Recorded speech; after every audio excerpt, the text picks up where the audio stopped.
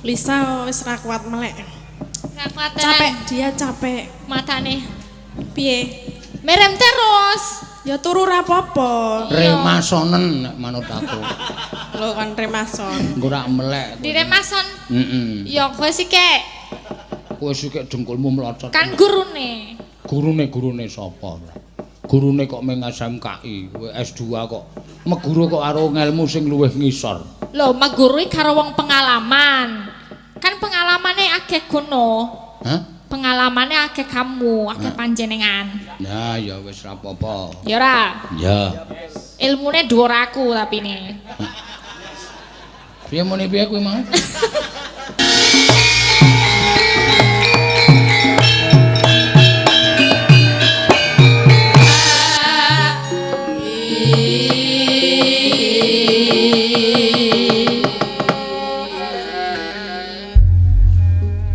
Wah. Rampung meneh. Ha iya, miyane ya pamundhutane pirang-pirang lakon dirampungke mbaka siji, dirampungke mbaka siji. Ha iya. Ora kaya biasane ya. Wah, aku getun bengi iki aku ora patek ngerol. Ya kala-kala gong ya ora terus metu terus ora. Ora lemes terus. Ha iya. Mangsane ora ketang iki ora ning ora rombo reng. Ha iya. Ora patek ombo. Heeh. Iki mapan ana ing Negara Anyar Ngendraprasta. Ngendraprasta jumbuh karo gedung anyar sing diagem para bapak-bapak saka Sardono Harjo Ngaglik Seman kene nggone meresmikan gedung anyar. Gedung pelayanan masyarakat Desa Sardono Harjo ya, Tru? Iya. Aturmu apa? Ya ming muga-muga digunakake selayake.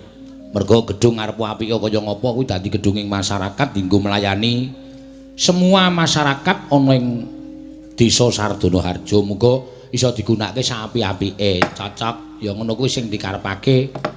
Sarta akeh penghargaan sing diaturake dening para pepunden saka staf Desa Sardono Harjo diaturake marang masyarakat. Ya. Tokoh masyarakat, tokoh organisasi masyarakat Sardono Harjo sing pancen gedhe labu-labete tumrap Desa Sardono Harjo. Lah iki lho ngene iki lho apike. Perangkat desa ya ora bakal mutatuli karo para-para wargane sing kira-kira iki gedhe labuhe ya diparingi bebungah ingkang sakmurwat karo labuhane. Kuwi dadi pamecut srana para warga Sardono Harjo saya sengkut gumregut nggone mbangun prana karo Desa Sardono Harjo. Ha iya. Nembang yo ring, rasa kokean ngomong yo ora patek do digatekke. Ha iya. Iki piyai semene iki do ngenteni tetembangan kok, Tru. Ha iya.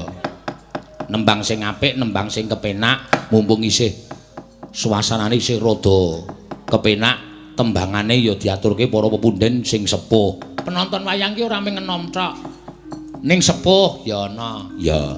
Mula ya kudu diaturake. Heeh. Pirang-pirang sing padha isih kepareng lenggah dasare wektune. Malam Minggu, malam yang panjang. Iya. Malam yang asik buat pacaran. Pacar baru kenalan Jenderal Sudirman. Kurmasaku kok malah dadi lagu. Singkat kata, singkat cerita. Wis aja di kuwi lagu jaman kuno. Tak nyuwun pambiyantune Mbak Wahyu Ningsih. Oh. Wahyu Semoyo udu. Wahyu Ningsih. Ya iki nek klasik-klasik ya apik terus dasare guru, teacher. SMKI. Ya, sak letting karo sapa jenenge iki? Darno. Ha iya. Sak letting karo Pak Darno. Ayo piye? Arep Pak Darno mayang nek unindene udu Wahyu wis ora. Katrigun mulung menes glelenge ra jamak-jamak. Iya. Ayo Mbak Wahyu ngaturake menapa? Gathik glinding ya kena. Uler kambang mau diaturake Mbak Ayu Purwalestari ngaturke apa? Jineman ya, Kang. Manut. Aku ngantuk. Ya engko sik. Engko bar jineman terus jatahmu. Ha iki bintang tamune? Mengko wae bintang tamune hebat iki pokoke. arep tak orbitke men sesuk nek ana wong ngundang bintang tamu Elisa karo Tatin lumantar awake dhewe. Ha iya.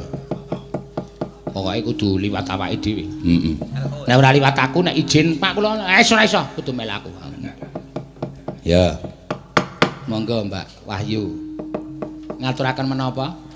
Gathik glinding mawon. Gathik. Suarane gedhe banget Mbak. Gathik glinding mawon. Jeng pelak napa slendro? Manut jenengan sing penak napa pelok nggih penak ya ora apa-apa, slendro ya penak ya ora apa-apa. Nggih, slendro mawon. Slendro mawon. Neno dasare pengendange tangane ya elok tenan. Heeh. Kaget ya aku anu. Gedot-gedot. Blang. Ayo piye ya iki jenenge menyemangati dalange men pengendhange ku iso tambung. Nah, aku udote dikendangi kok celeguk. Monggo. Kinupita kangku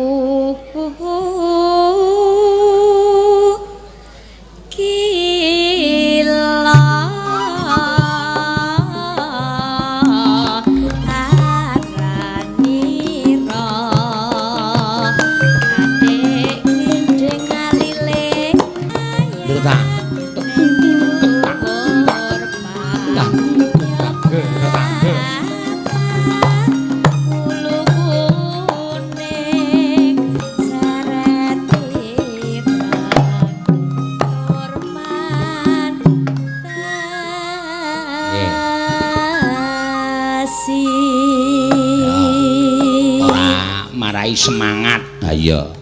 Nang tang tak tak ding tak ding nang tang ding tuk. Kari dewa kok ngencengke. Oh. Tuk. Aku nek kendangi seru ngono kuwi seneng ora jamak-jamake. Rasane wayange kaya urip. Oh. Mangga. Mano empre. Tenang urung.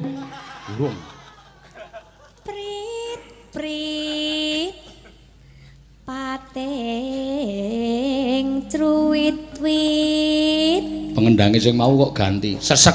Oh. Ayo bahasane pun anggere guyu kebangetan tak semaput deh.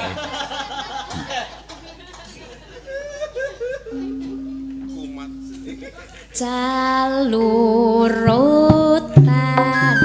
ngene rangu pati pangan yuk padha ambyuk yuk padha ambyuk yuk padha ambyuk ambyuk pasawahan ojo ipane kayahan ojo ipane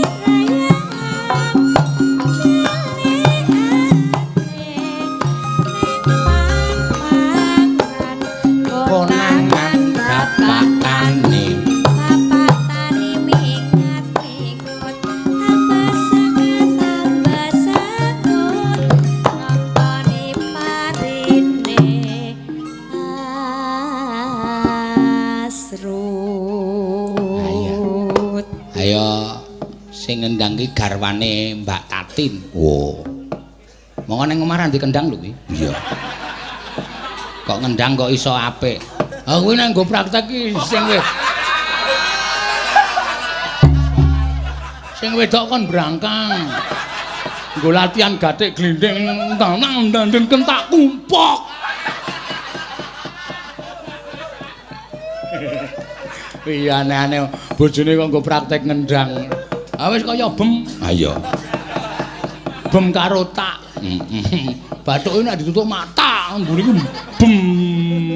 Nurmeni bengong. Ha iya. Bem, ngono ora iso bem, ngono ora iso bem. Kederane luwih akeh ya, Gong. Heeh. Ya diteruske. Manuk pet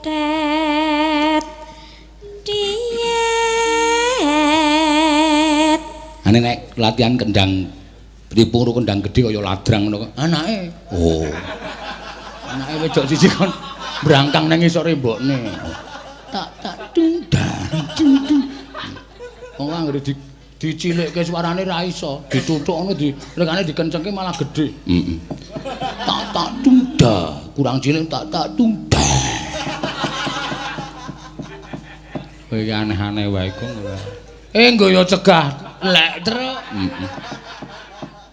Yo.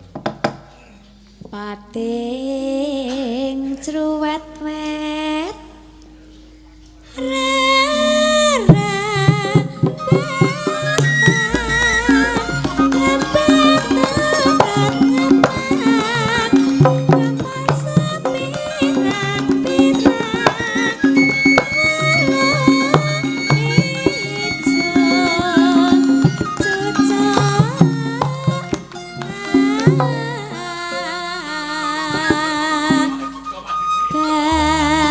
Edan.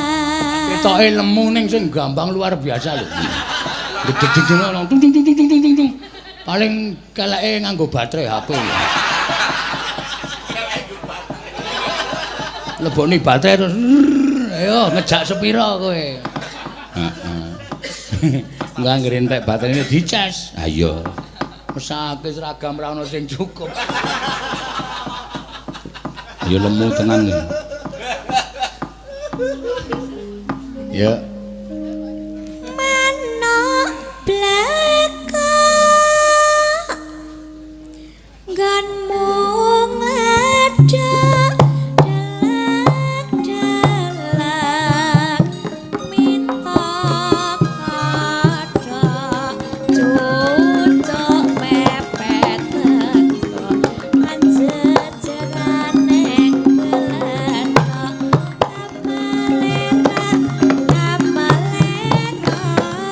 mulake sandang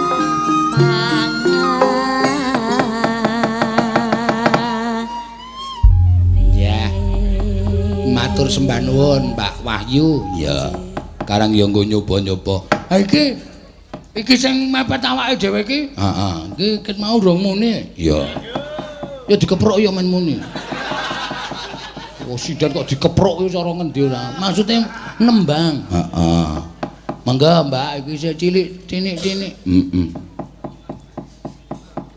Asmane nek ora kleru ki Mbak. Sapa jenenge? Entin Lali aku. Entin. Heeh. Entin. Entin entut salaman itu. Ayo nembang apa? Ora ngarani aku. langgam ngimpi mawon nggih. Hah? Langgam ngimpi. Meranggam titiyoni gondyoni puspa tajam. Ngopo njuan titiyoni gondo puspa tajam? Impen ki werna 3, Truk. Wis ngerti. Titiyoni gondyoni puspa tajam. Puspa tajam kuwi sing kebukten dadi kasunyatan. Iya. Wancine jam 2 tekan gagat bangun esuk. Ini pinter. Utawa kacitra kasudarsana kadorodase. Ha iya. Sing iso nemai kadorodase. Wancine jam 1:30. Oh. Urip beda karo puspa tajem ya beda. Nek puspa tajem jam 2. 1:30 kadorodase. Nggih. Rampunge 9:30. Kuwi ngimpi apa ngopo kuwi? Ngimpi kok kuwi iki nang catetan iki ngono kuwi kok ora sama ida to? Ya ora. Kandhane ngayal ora. Ya Mbak Enten. Ngambara ing awang-awang. Tung gepok. Kok gepok sing brangkang bojone? Ha iya.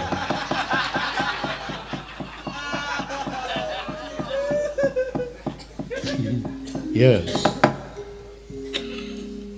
Ngambara ing ngawang-awang.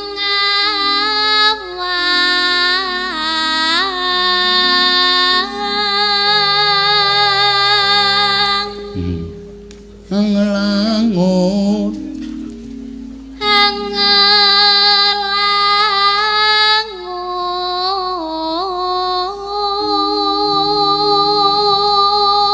bebasan tanpa tepi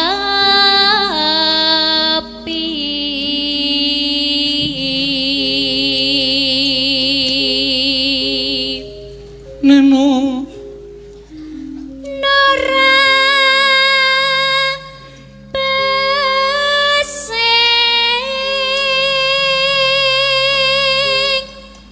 meka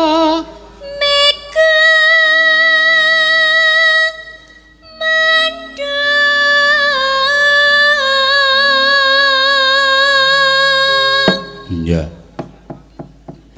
wajahi kanca-kanca beda-beda iki rada beda karo kancaku terus oh ning ya skile ora kalah dadi saiki iki wayangan ora perlu nganggo nek tampa dobel ngono iki rasa bingung oh iki ya apik-apik ya jos-jos sing ngendang mau ya bekas pengendangku oh sing saiki iki bekas sandalku kok sandal iki bekas pengempulku. Wah ya werna-werna ya bekas. Wis werna-werna pokoke wis kabeh apik-apik. Sindene ya ana sing bekas sindenku. Wo. Wis pokoke rasa kuwatir. Kancamu saiki budalke nang Batavia. Weh. Aku sesuk ya mangkat. Mula aku wis mau wis ijen karo Pak Lurah. Paling ora setengah 4 bubar. Wo. Setengah 4 rampung aku toto-toto mangkat nang negeri seberang. Waduh. Iya.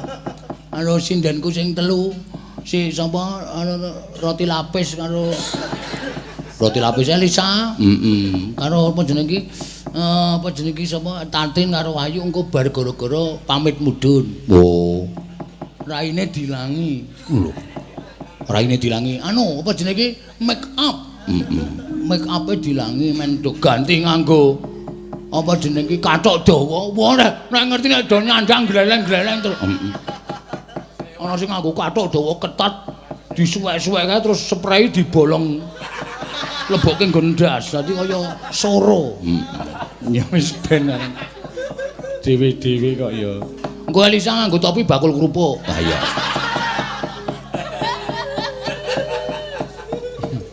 Ayo Mbak Entin. miber nyideri Jagat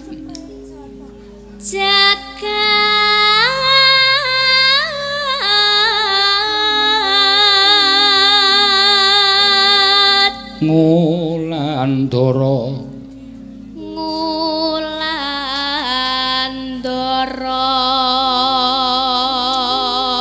nglampara ngunggahi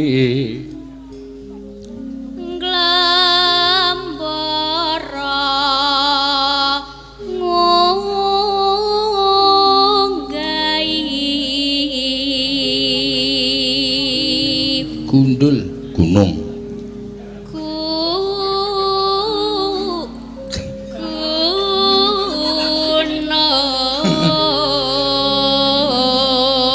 aja tak rasake omong aku ngunggahi kok gundul ngunggahi gunung kok gundul ora marahi guyu wong katungkul ngumbar gagasan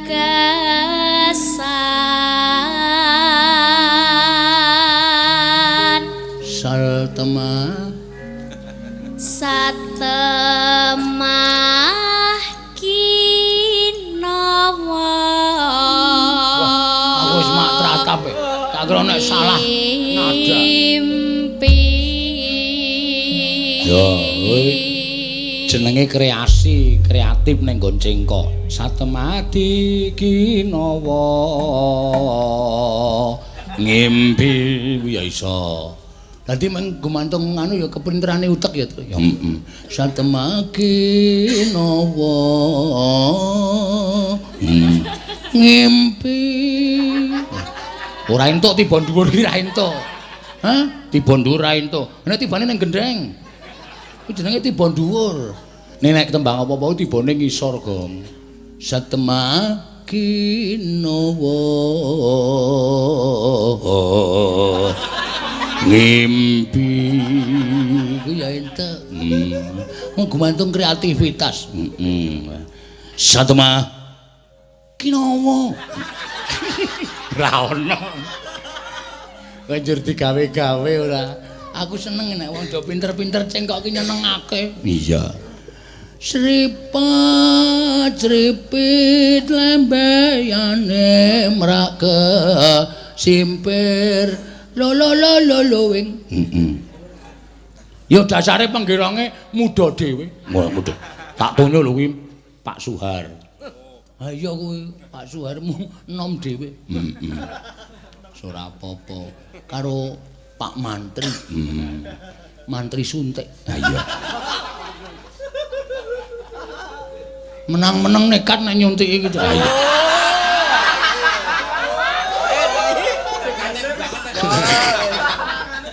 Ya, monggo.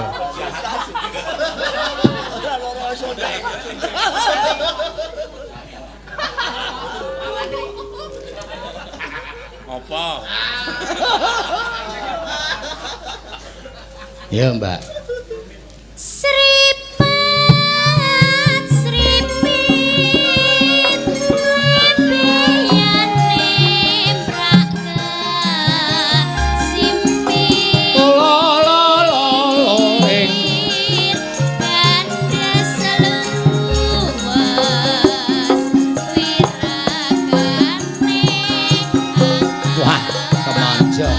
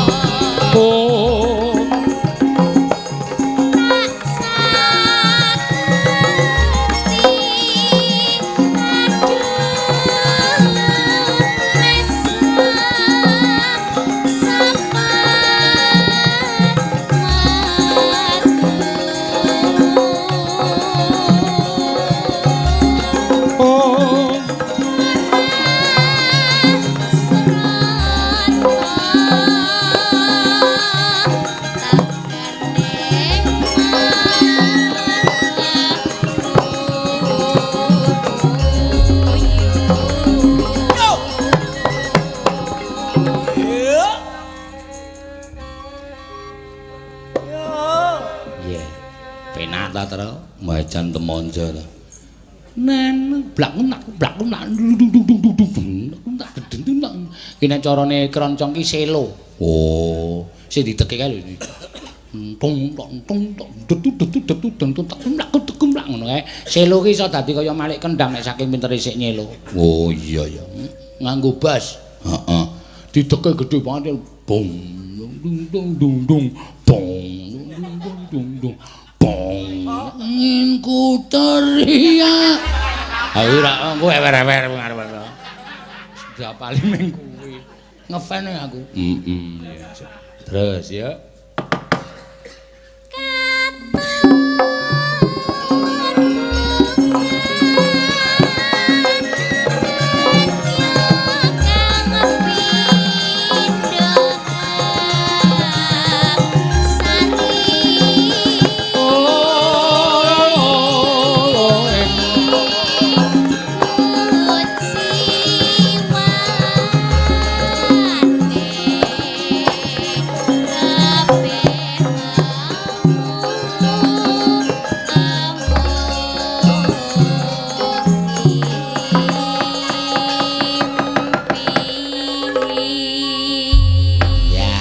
Matur sembah nuwun, Mbak. Enti nikah. Iya. Sing wis kepareng paring apa jenenge iki jenenge apa jenenge langgam ngimpi ya, Truk. Ha iya. Ayo. Elisa. Tatin jumeneng. Nah. Ndak do ngardo merem wae aku adake. Ora weruh apa saka kene. Ketok wae padake ora. Yo. Ngrampungke.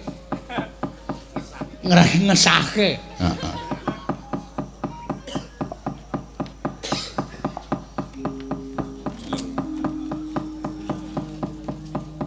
Mendro melek. Lisa wis ra kuat melek. Ra kuat Capek, dia capek. matane. Piye? Merem terus. Ya turu ra apa-apa. Remasonen nek manut aku. Lho kan remason. Engko ora melek. Di remason. Heeh. Ya kowe sikek. Kowe sikek dengkulmu mlocot. Kan gurune. Gurune sapa? Gurune kok meng SMKI, kowe S2 kok. Meguru kok karo ngelmu sing luwih ngisor. Lho, meguru karo wong pengalaman. Kan pengalamane akeh gono. Hah? Pengalamane akeh kamu, akeh panjenengan. Nah, ya wis ra apa-apa. Ya ora. Ya. Ilmune dhuwur aku tapi ne. Piye muni piye kuwi mau? Ilmune dhuwur Lisa. Ilmune dhuwur kowe kok kowe meguru aku demen andlok ngelmumu. Ya pengalamane le disinau ki. Nah, iya. Coba Bukit Siwe adoh-adoh ning kene yo menyinau we. basa apa? Bukit Sito. Bukit iki memperhatikan. Lah ya aku yo Saiki memperhatikan wong panjenengan iki nonton ki wo iki ngene. Engko perlu dicatet kaya ngene. Terus NB ngono kae. Nek pemerhati iki mesti NB harap datang dengan kelambi batik ngono. Ya Aku kan NB bisa undangan dhewe yo. iki. Kuling aku ngono Oh, kuwi. kaya undangan. Ha iya. Matur suwun. Ayo nembang wong loro sing apik. Nggih. Ya. Apa mau penjalukane Kembang Rawe? Wong kembang rapi mau urung diaturake. Ya. Wah. Hura-hura meneh. Ora apa-apa. Sing loro wis diaturake ngimpi karo apa jenenge gathik glinding saiki rada ura-ura sithik ra masalah. Ya. Bawani sa.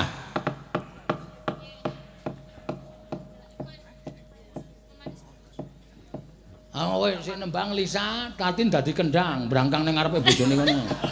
Ngawur ya, aku ya dadi mbayangke mesti aku dadi gendang tenan ya. Tumbuk.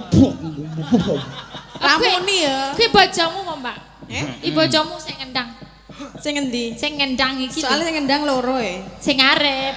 Oh, sing mburi. Sing mburi ya, sing mburi kuwi. Bojo. Ayo kowe latihan nang omah karo kowe. Iya.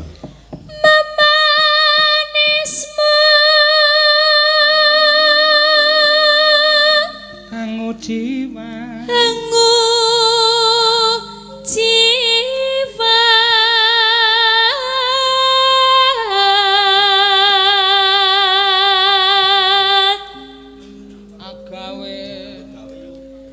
agawe rucite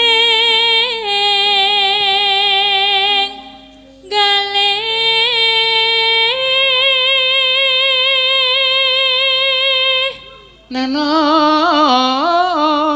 Ayo Mbak Tot Titot. Sebang. Ayo Tin. Lara. Lara apa rara? Sakarepmu. Manut karo mengane cangkemmu. Rara apa? Kangsi. Kangsi Nadya.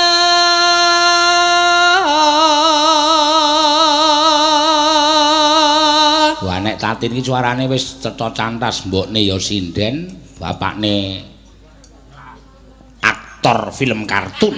Apa? Kayane tembangane mesti apik. Iya. Ambiyen Dek Tatin dong patek payu iki ngarep omahe ditulisi terima campur sari. Uyon-uyon wayangnya juga ada. Nek arep omahmu kaya ngono, Pak. Bareng tak ece terus dimbroke. Terus dinai bendhe kae. Kadung ngetekke lho. Ya tenan kok ya. Aku kaget yen biyen kowe lah iki apa sing marahi aku ngono. Campur sari uyon-uyon wayangnya sing kalimate iki lho sing lagu iki. Ngisor dhewe kalimate wayangnya juga ada. Wayang. Aku nek dayahe muni mana ngono. Wayang juga ada kan niku napa nggih? Salon lungit ngenten. Iya, salon lungit. Ibumu almarhumah ki Bu Sri Lungit salon lungit. Terima pemotongan rambut. Paes campur sari, uyon-uyon, wayangnya juga ada. Wayang dipotong juga ada. Niku tesih tambahane. Apa? Nyicil juga bisa. Wah ya, potong kok dicicil. Tenek kroak-kroak. Mas nek nanggap wayang niku lho. Nah iya. Nanggap wayang kan di DPC ngono ora apa-apa. Ayo, harus ngono. Ayo. Upama mundut rakmi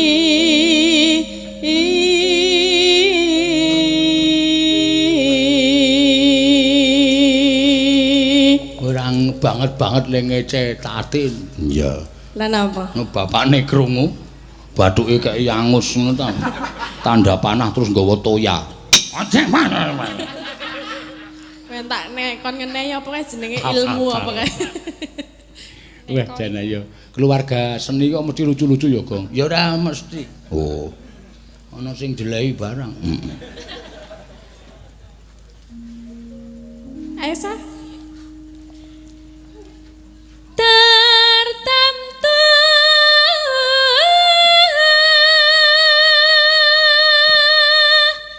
tak turuti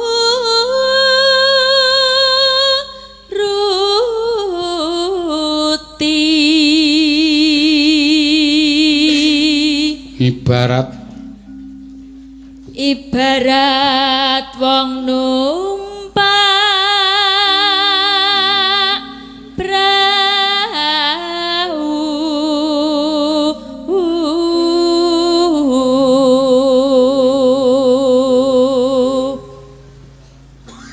Ya. Lumampah tanpa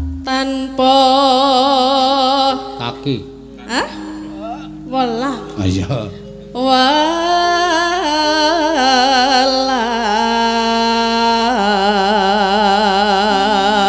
Ing madyane ing madyane jala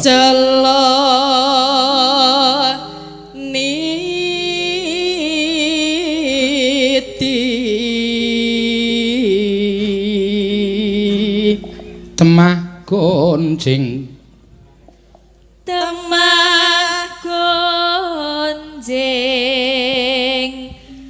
anggenjang ning paku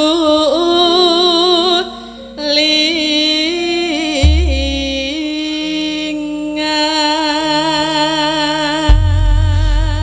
ya wah terus ditibake kembang rawe pamundutan sore mau. Napa Pak gatel napa? Aku ora adus ya soalnya. Lah kok ora adus? Nek muni digebyur banyu awake terus klemes mbeyuyut kae. Iya. Mula anu jenenge iki apa? Napa? Apa jenenge iki? Apa? Rahasiane. Heeh. Rahasiane wong melek bengi aja dilap wae awake. Oh, aja digebyur. Ngantuk terus.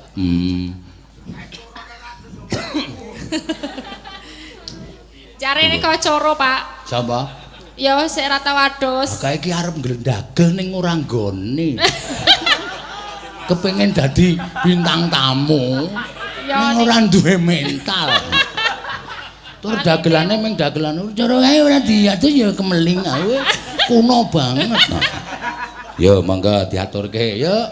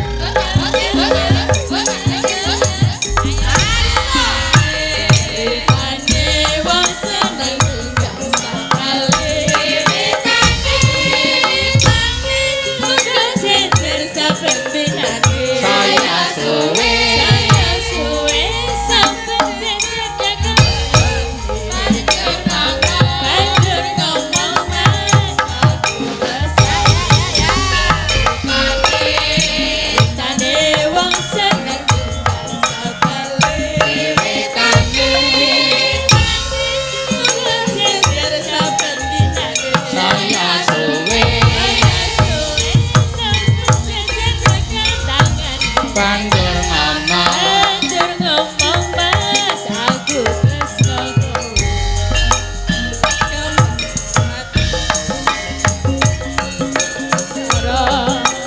kembang melati aku melarane kami kembang kecemon hatiku digawe bingung kembangnya mawar tresnaku wis katon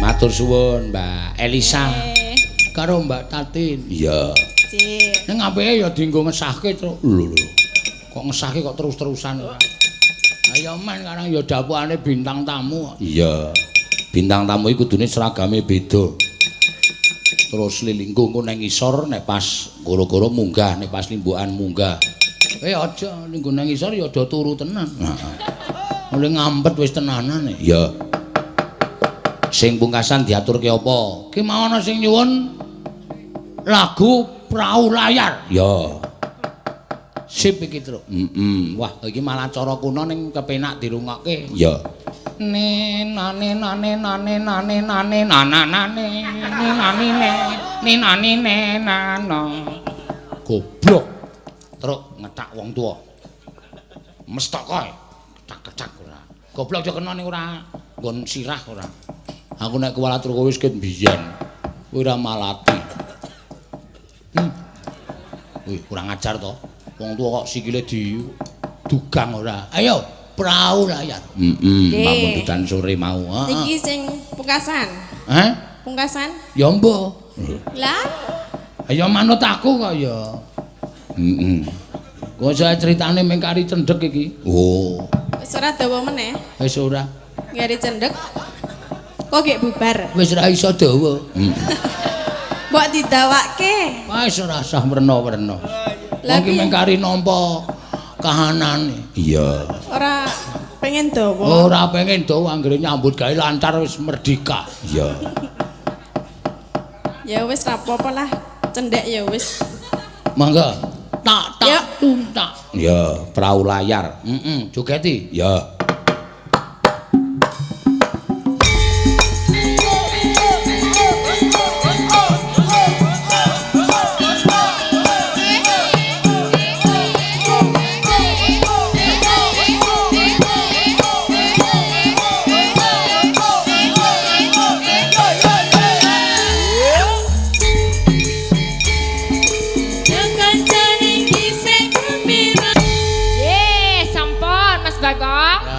wis dalungguh Yes.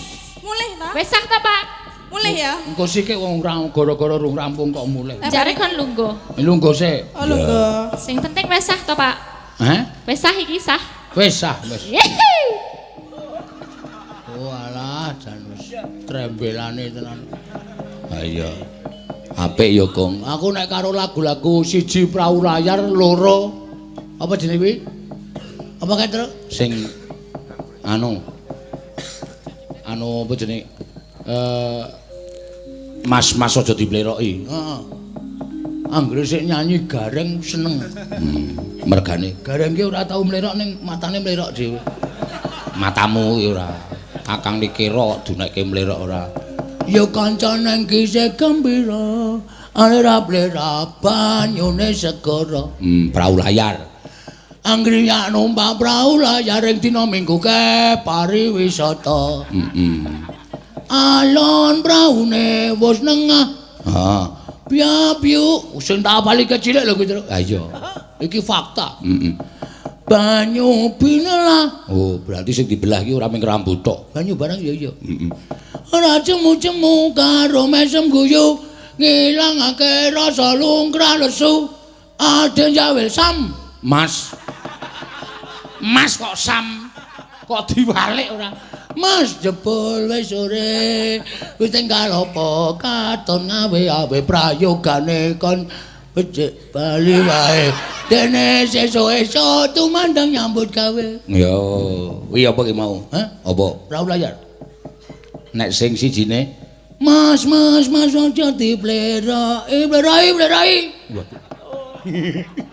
Semangat lan. Aku loro kuwi senasane pokoke nek kowe ora metu gelo aku. Mas aja diboyoki. Heeh. Karepmu njaluti esame tinggal akumu kudu ngerti tata. Aja ora iki terus iki aja ditinggal kapribaden ketimuran mengko kekeri nang WC. Ing jaman boyo sing eling bab opo. Iku budaya pancene bener kandhamu neng kuwi digawe dangdut ya apik. Heeh. Dijaipongke ya sip. Iya. Kendhangane nganggo batangan ya apik. Weh. Wah tabuhane rampak. Ning nong ning nong ning nong ning nong ning nong ning ning nong ning nong ning nong ning tak tang. Ya apa? Prau layar. Weh. Nong ning ning nong ning nong ning ning nong ning prau layar. Aja dipleroki kok prau layar kabeh. Ketoke kaya meh padha itu. Antaraning prau layar karo apa jenenge witing klopo. Wah. Nganu iki lho apa prau layar karo aja dipleroki. Sing kudu sing rada mundur.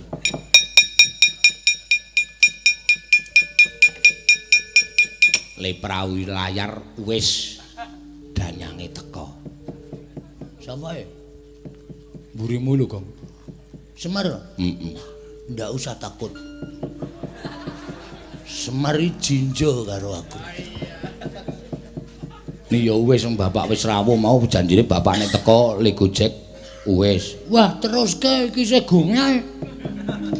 Isih do gelem guyu ae. Guyu gelem-gelem karo ora. Yamin iki wong guyu ki sangel kok. Mergane wis pengen turu, ngantuk, kesel, ngomong guyu ming. Wis merem. Heeh ya. Wis ora usah mempeng-mempeng ora. Ngandel ora. Krasa aku wisan. Ambune rung dilangi seprene iki. Dinyedak iki wis ketok. Yuk. Ngapae? Sowan ndara ndaramu Pandhawa. Iki kocape tok tinggal gara-gara ki mau ki lakone wis mlaku adoh. Ngono. Iki ganti cerita meneh. Ayo ndang dirampungke. Ndang ngaso. Oke, Pak, siap. Ngestokake dawuh. Sowan ndara Pandhawa padha kuwatir yen Tandara anu ndaramu Bratasena caket karo Begawan Durna iki penggalihe padha prihatin. Ngopo iki? Prihatin ngopo? Kuwi lho, Bapak Nyasmitani gending nganggo tembung prihatin. Oh. Ah mlebune terus gending apa? Sukma ilang. Aku pelok. Sukma ilang pelok bareng. Pelok bareng dengkulmu melocot. Janing yaning talaka kadi langit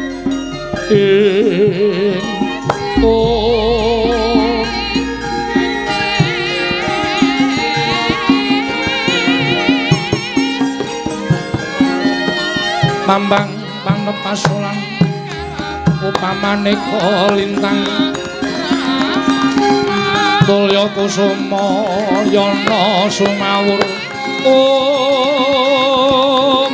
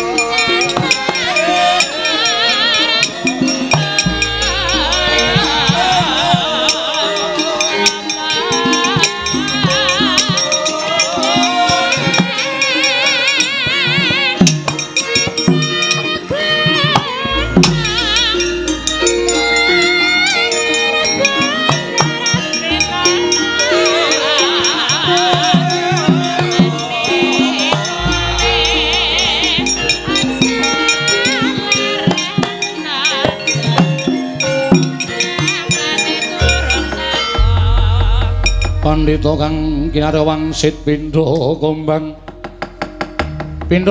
ngangajaping madu sarining tawang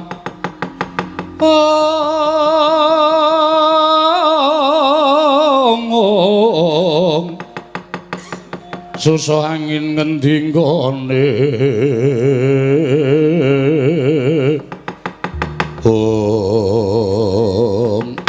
berkencang warudoyong pak pong buk bolong kali jode sapa sing gawe aduh ora jeneng mokal lah ya wong 15 taun mapan ning telenging bungkus monggo ora nate kesenggol dening apa wae ora kena srating Sang Hyang Pratangga Pati mula bareng jedul saka jroning bungkus piye aduh kuning gemrining kaya kencana sinangling pangulitane mongko gagah gedhe dhuwur wis nganggo sandangan jangkep apa sing diparingake dening Hyang Pikulun Bathara Bayu Kampuh Poleng Bang Bintulu Kelat Bau Bali Bar Manggis lan sak piturute Bayu yo kabeh wis ndak paringake marang jejabang kemapan nonton lengking bungkus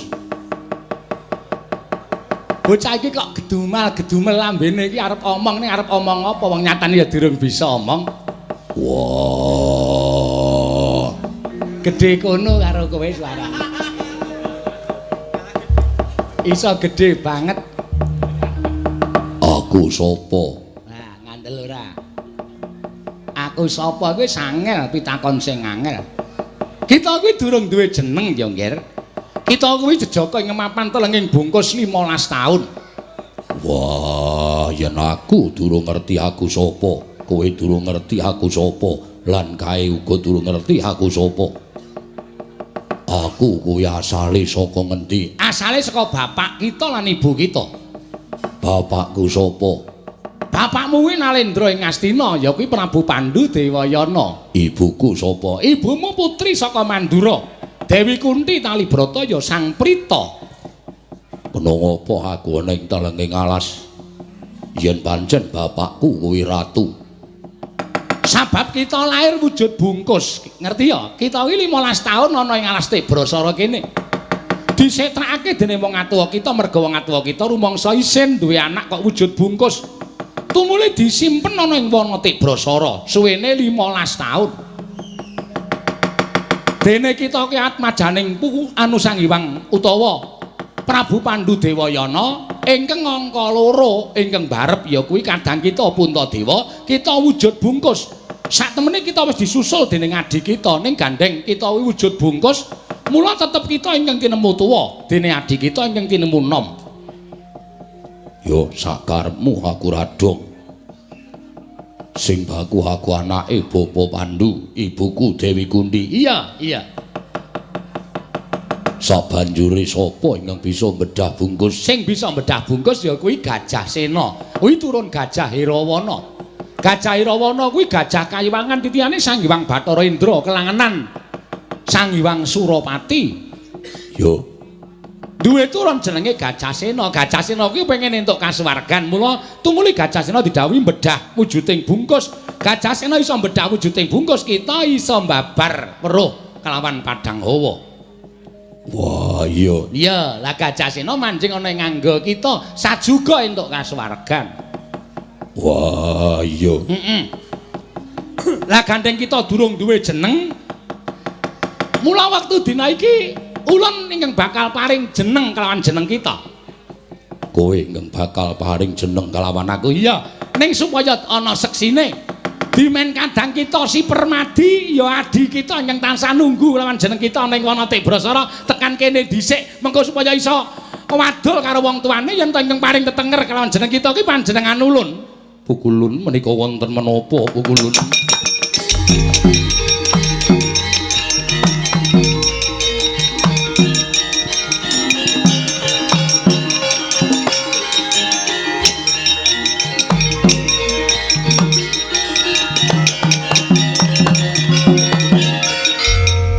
sing dadi gajah mesti ngono.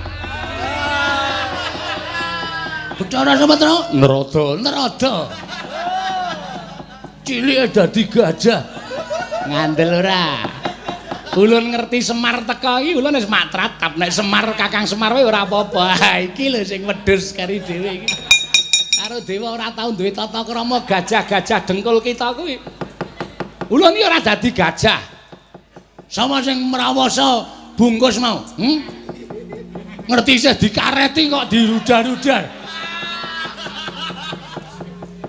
Iki ngene ya Bagong lungguh sik.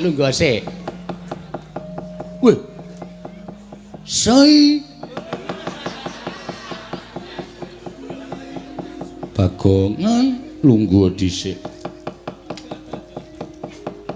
Pukulun menika sinten? Permadi wonten dawuh.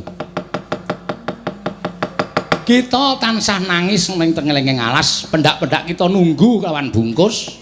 Kita tansah netesake waspa. Kang mangkono dadi penggalianing Iwang Pikulun jagat giri pratingkah ya Iwang Pikulun Manikmaya. Tumuli Iwang Pikulun Bathara Guru mbudidaya supaya bungkus iki iso bedah tegese kadang kita werda iso metu saka jroning bungkus. Sawangen, ya iki bungkus, iki kakangmu. Kakangmu sing mapan ing tlenging bungkus Permadi.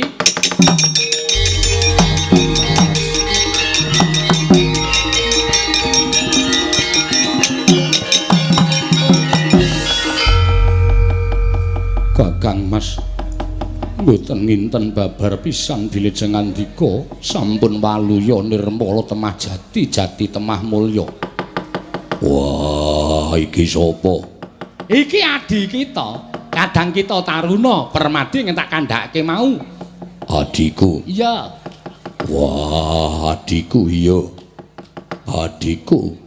Aku iso metu saka jroning bungkus.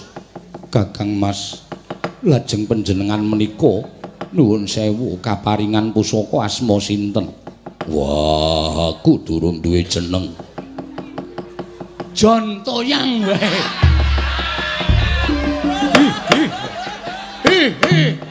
Kurang ajar kita iki dewa kok mbales. Satria gagahe kaya ngono kok mung tukang dodol janganan.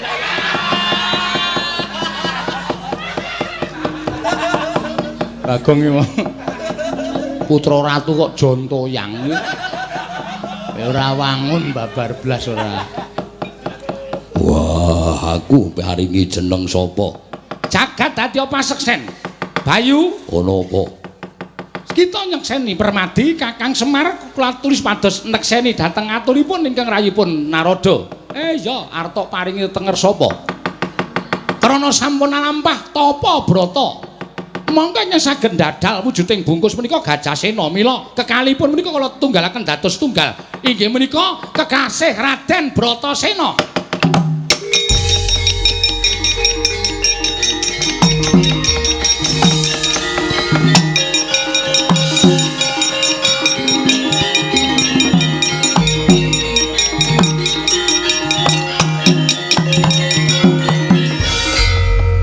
Bratasena Kakang Mas Bratasena mboten nginten babar pisan bilih kula sakmenika sampun pundhat anggenipun nandhang raos ing mboten kanten-kantenan sabab nenggo wujudipun bungkus. Yo Permadi. Wah, kowe cah bagus-bagus kok ditutke wong elek-elek. Iki sapa? Menika abdi kula Kakang Mas. Sapa wae ingkang sepuh piyambak menika Kakang Semar Badranaya. Kowe ngopo Reng? Ndak ora kecathet rombongane. Iki sapa? Sing kaya tikus. Kula Nala Gareng, Kang Abdi Ndara Bratasena. Nala Gareng nggih. Wah, eneng meneh apa ora? Tasih wonten ingkang inggil wonten wingking menika kula Den. Wah, sapa iki lucu. Bratasena kok gumujeng ora. Irunge dawane ora jamak. Reng apa? Iki jelas calon aku sing disayang. Mergo ndara meresani aku kowe gumujeng kok. Menika naminipun Petruk. Sing matane kaya nduk ceplokan kae sapa? Menika abdi kula ugi Bagong. Wah. Gawe bakale wani karo aku. Kok ngertos matane mendelik tanpa kedhep. Sajae ora trima nek aku dadi dulurmu tuwa. Gong, kedhep apa, Gong? Kowe dikira nantang Ndara Bratasena lho. Kowe kedhep apa? Mataku ora iso kedhep. Hah? Mataku ora iso kedhep. Lah piye? Nek arep tak nehi asido malah kleru ateko. Iki kelet e matane, Tru. Awas senengane dadak dandan bareng kok. Aneh. Nek kedhe perkoso. Mboten, Ndara, kula sayang kalih sampean. Wah, mendelik terus. Diculek mawon. Jenengmu sapa? Kula Bagong. Bagong Jon. Bagong Jon. Tambah sampai Bagong Jon iki lho ya men anu milenial ya, Tru. Ah iya. Nek ora nganggo jeneng modern iki ketoke kaya wis ora jalan. Ah iya. Bagong Jon. Ya, Bagong Jon. Wah, Bagong Jon nggih undang-undangane. On. Dijupuk saka ngendi? Jene dilangi dadi on. Oh. Sanggere ketekan Wonokawan ngene iki tokoh-tokoh ora iso omongan. Ming do dienggo gojek sapenake dhewe. Bratasena, Mrata kakekku piye? Kita wis iso pundhat saka nggon kita. Laku prihatin. Suwene 15 taun. Yo. Mula ngono ya, Nger. Kita gage kundura marang negara Ngastina. Dimen dilarwake karo adimu Si Permadi. Kaya ngapa bombong penggalih wong atuwamu Prabu Pandhadewana kelawan Dewi Kunthi Talibrata. Lamun nyumurupi ya kuwi atmajane ingkang wujud bungkus 15 taun ning Wanatik Brasara wis kelakon pundhat dina samengko. Ya ngestake dawuh Narada kakekku. Ulun kondur makayangan barengan kan Bathara Bayu. Sembahku katur marang Narada kakekku. Wah, Bratasena aku bali marang swarga maruta. Sembahku katur marang Bayu bapakku. Lan tansah netepana jiwaning kasatriya Yonggir. Pun bapa tansah mayungi laku Jandra kita. Wah, ya Bathara Bayu.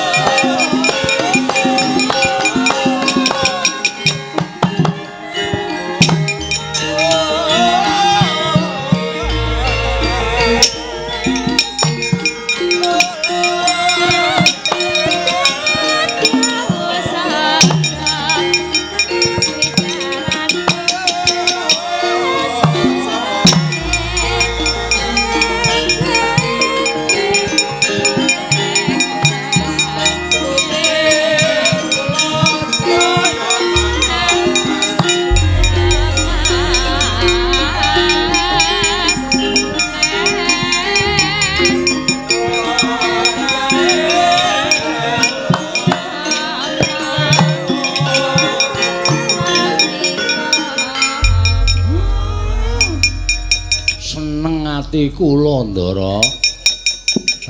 Kula wis weruh kahanan sampeyan. Mboten benten kalian panggraitaning ati kula bungkus 15 taun. Lah kok elok timen bareng jedul wujuding jejaka. Sampun godhek wok simbar jojo. Monggo blingah-blingah pasuryanipun kados mekaten. Jumbuh kalian atmajanipun Prabu Pandhu, mongko ibunipun Dewi Kunthi. Bagus, bagus. Kakang Mas. Kula kepingin dipun gendhong dening Kakang Mas Bratasena. Miturut saking panggerbaning manah kula. Wujudipun jejaka ingkang ageng inggil kados mekaten Kakang Mas. Kula dipun gendhong. Wah. Permadi. Aku ngaturke panuwun dene kowe tansah nunggu kahananku ana ing jroning alas. Mula ora usah kuwatir. balimu marang negara Ngastina tuduhna dalane aku nang bakal ngendhong karo kowe nuning ngestaken dawuh bombong raos sing manah kula pangraos kula kados dipun lela-lela tuwe nampi sih tresnanipun Kadang Reda tumraping Kadang Taruna Kakang Mas.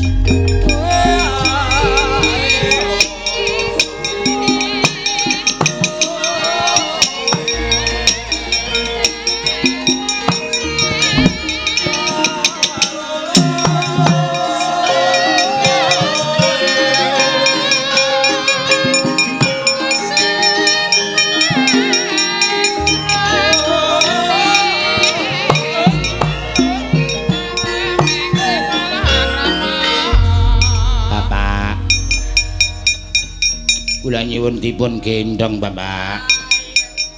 Wangsul wonten ing negari Ngastina kula nyuwun dipun gendhong Bapak.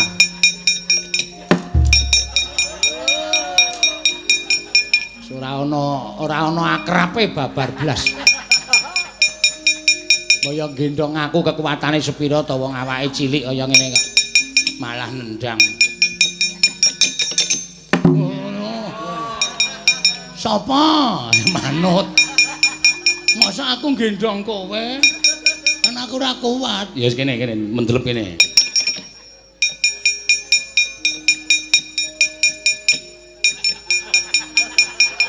Kok diplotrokke ta, Dok? Salahe kok nresep-nresep. Piye gendong apa piye? Gendong truk kesel aku. Ya yo.